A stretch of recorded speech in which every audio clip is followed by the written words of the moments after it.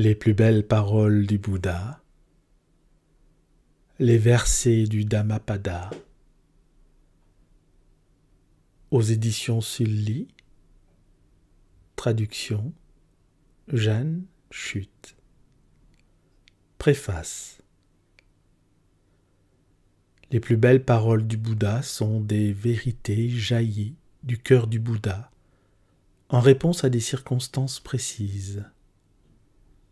Avec le temps, elles se sont cristallisées dans des vers lumineux de pure sagesse. Faire le bien et éviter le mal est un conseil que beaucoup peuvent donner. Montrer que semer de bonnes graines par des actions justes et compatissantes assure une belle récolte, tandis que mal agir n'attire, à plus ou moins brève échéance, que la souffrance est déjà plus profond. Mais les injonctions du Bouddha, claires et concises dans ces versets inspirés et inspirants, vont encore beaucoup plus loin. Il est possible, pour tout un chacun, de se libérer du joug de la souffrance. En développant la vigilance, en observant et en abandonnant les pièges du désir et de l'attachement, nous pouvons atteindre l'autre rive, l'au-delà de la mort, la libération ultime. Le ton est donné dès les premières lignes. L'esprit, à travers les actions qu'il nous dicte, est le principal artisan de notre bonheur comme de notre malheur. À partir de là, chacun peut choisir de faire l'effort nécessaire pour entraîner son esprit à fonctionner avec lucidité et sagesse, ou de rester prisonnier de la souffrance qui est inévitable quand l'esprit manque de vigilance et de discernement. L'ensemble du texte développe cette distinction et encourage vivement le paresseux ou l'inconscient à réagir, en lui donnant de bonnes raisons de le faire. Enfin, les derniers chapitres exaltent la beauté de la libération totale. Le Bouddha a enseigné à tous, sans distinction de caste, aux plus grands maîtres spirituels de son époque, à des princes mais aussi à des disciples profondément engagés dans la vie monastique. Bien que ces conseils s'adressent souvent à ces derniers, nous pouvons tous en extraire l'essence et en bénéficier en les mettant en application selon nos possibilités.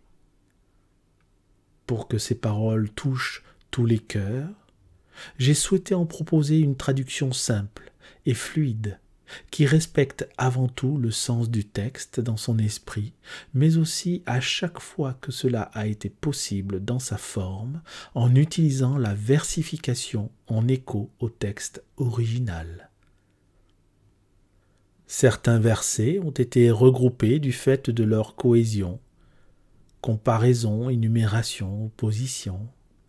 Pour rédiger ces pages, je me suis appuyé sur les ouvrages de plusieurs traducteurs francophones et anglophones du Dhammapada, qui étaient tous partis du texte original en pali, la langue des plus anciens textes bouddhiques. Ils ont toute ma gratitude. Je saluerai ici tout particulièrement l'immense travail du vénérable Weragoda Sarada Mahatero qui, dans son ouvrage de 1676 pages, donne une explication détaillée de chaque mot pali pour chacun des versets du Dhammapada. C'est un véritable trésor pour qui n'a pas directement accès à la langue d'origine mais souhaite rester aussi fidèle que possible au contenu du texte. Il est beau que toutes ces énergies investies dans des temps et des lieux différents se conjuguent dans l'amour de la sagesse et de la vérité. Le Dhammapada, littéralement les versets sur le Dhamma, ou loi de l'univers, est l'un des plus anciens recueils des enseignements du Bouddha. C'est certainement le plus connu et le plus aimé dans toutes les écoles du bouddhisme, du fait de sa forme simple, légère et poétique. Depuis des siècles, il est source d'enseignement. Les stances ont été apprises par cœur dans toutes les langues, par des milliers de moines, de nonnes et de novices de par le monde. Elles peuvent être lues une par une ou chapitre par chapitre, favorisant ainsi la méditation, l'approfondissement. Comme le dit le Bouddha au verset 51-52. Comme une fleur aux couleurs chatoyantes mais sans parfum, les belles paroles ne portent aucun fruit si on ne les met pas en pratique. Comme une fleur aux couleurs chatoyantes et au parfum délicat, les belles paroles portent leurs fruits quand on les met en pratique. Le vœu le plus cher de tous ceux qui ont participé à l'élaboration de cet ouvrage est que le lecteur soit touché par la beauté de ces pages et y trouve une véritable source d'inspiration. Jeanne Chut. Bienvenue. Vous entrez dans le cercle de méditation Éric Bachet.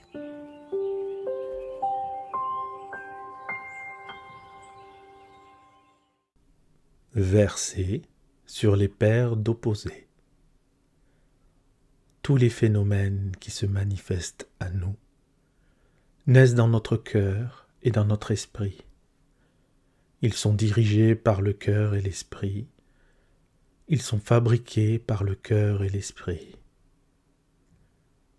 Si nous parlons ou agissons avec un cœur et un esprit obscurci, la souffrance s'ensuivra, aussi sûrement que la roue du chariot suit la trace des sabots du bœuf qui le tire. Tous les phénomènes qui se manifestent à nous naissent dans notre cœur et dans notre esprit. Ils sont dirigés par le cœur et l'esprit. Ils sont fabriqués par le cœur et l'esprit. Si nous parlons ou agissons avec un cœur et un esprit paisible et lumineux, le bonheur s'ensuivra, aussi sûrement que notre ombre qui jamais ne nous quitte. On m'a insulté, on m'a frappé, on m'a battu, on m'a volé. Ceux qui entretiennent de telles pensées ne mettront jamais fin à l'hostilité. On m'a insulté, on m'a frappé, on m'a battu, on m'a volé. Ceux qui n'entretiennent pas de telles pensées verront l'hostilité s'apaiser. Jamais les rancœurs ne seront apaisées par l'hostilité. Ce n'est qu'en s'abstenant de toute hostilité que les rancœurs seront apaisées. Telle est la loi de toute éternité. Certains semblent oublier que nous devons mourir un jour. Ceux qui en sont conscients abandonnent toute querelle pour toujours. Celui qui ne s'intéresse qu'à ce qui est beau et agréable aux sens, qui ne sait pas se modérer en matière de nourriture, qui est amorphe et sans énergie, celui-là sera anéanti par Mara, aussi sûrement qu'un arbre chétif est emporté par le vent. Celui qui est conscient que les choses sont périssables, qui est pondéré, et sait se maîtriser en matière de nourriture, qui est confiant et plein d'énergie, celui-là ne sera pas anéanti par Mara. Pas plus qu'une montagne rocheuse ne peut être emportée par le vent. Celui qui porte l'habit sacré du moine, tout en étant immoral, indigne de confiance et dépourvu de toute maîtrise de soi, celui-là ne mérite pas de porter cet habit sacré. Mais celui qui a abandonné toute immoralité, qui est digne de confiance, qui se maîtrise et suit les préceptes, celui-là mérite vraiment de porter l'habit sacré du moine. Ceux qui considèrent le non-essentiel comme essentiel et l'essentiel comme non essentiel se fourvoient dans des pensées erronées et n'atteignent pas l'essentiel. Ceux qui reconnaissent l'essentiel comme essentiel et le non essentiel comme non essentiel demeurent dans une réflexion juste et atteignent l'essentiel. De même que la pluie s'infiltre dans un toit de chaume mal attaché, les passions s'infiltrent dans un cœur et un esprit non entraîné. De même que la pluie ne peut s'infiltrer dans un toit de chaume bien attaché, les passions ne peuvent s'infiltrer dans un cœur et un esprit bien entraîné. Quand il prend conscience de la laideur de ses actes, celui qui a mal agi se désole et s'afflige dans ce monde comme dans l'autre. Quand il prend conscience de la beauté de ses actes, celui qui a bien agi se réjouit et exulte dans ce monde comme dans l'autre. Celui qui a mal agi souffre dans ce monde comme dans l'autre. Il se tourmente en pensant « j'ai mal agi » et il se tourmente plus encore quand il part vers les mondes de désolation. Celui qui a bien agi se réjouit dans ce monde comme dans l'autre. Il se réjouit en pensant « j'ai bien agi » et il se réjouit plus encore quand il part vers les mondes de félicité. L'inconscient, capable de réciter de nombreux textes sacrés, mais incapable dans sa vie de les appliquer, n'aura aucune part aux bénédictions d'une vie contemplative et de méditation. Exactement comme un berger qui se contenterait de veiller sur le troupeau d'un autre berger. Celui qui connaît mal les textes sacrés, mais suit le Dhamma et le met en pratique, qui abandonne les passions, les pensées erronées et l'aversion, le vigilant, qui a libéré son esprit et ne s'attache à rien dans ce monde ni dans l'autre, celui-là a sa part de bénédiction, d'une vie contemplative et de méditation.